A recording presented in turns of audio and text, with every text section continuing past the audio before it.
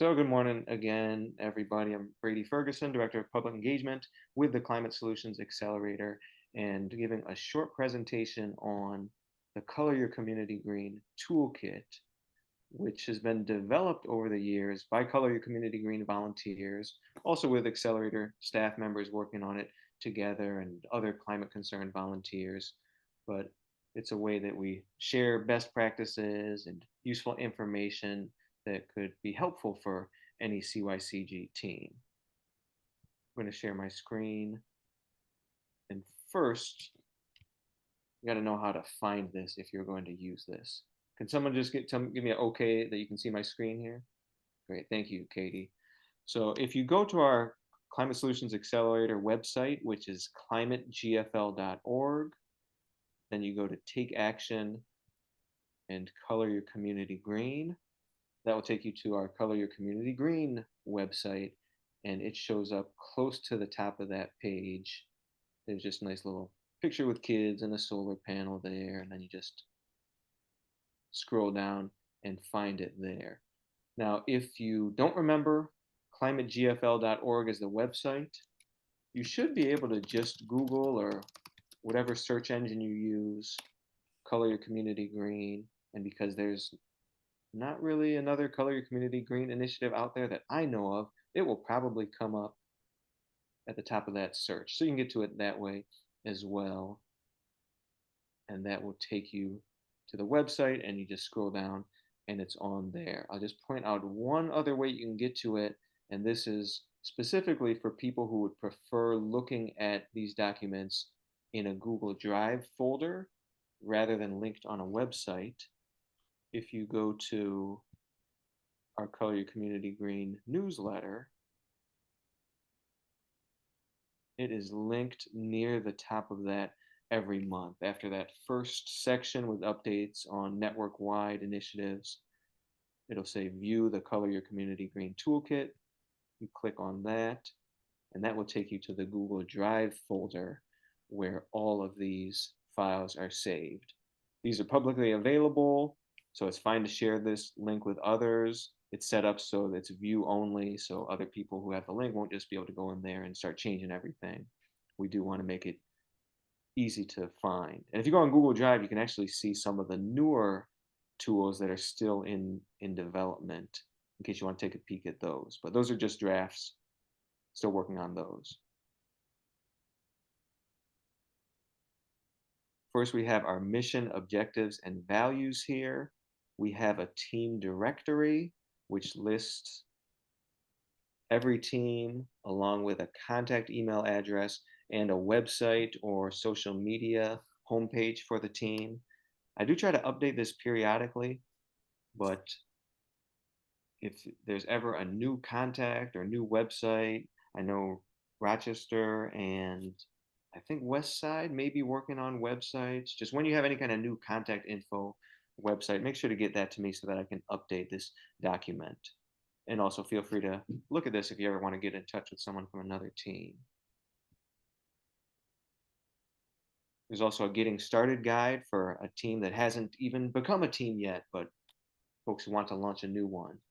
Team roles, responsibilities, and decision making is a newer guide that we came up with that should have some helpful resources in it.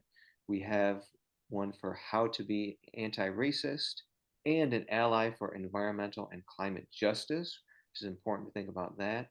We have some sample meeting agendas. Those are especially meant for newer teams, and there are 3 of them that could be used for the first 3 meetings. But it's a template that really could be used for any meeting, so that's available.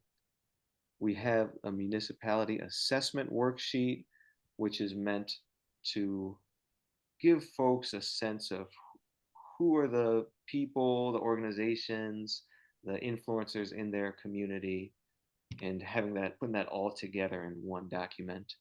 There's another one for elected officials specifically, as well as a template for having a lobby meeting with elected officials. So those can be useful if you're getting into that advocacy with elected officials. There's also a guide specifically for technology and support skills, as well as one for doing a hybrid meeting.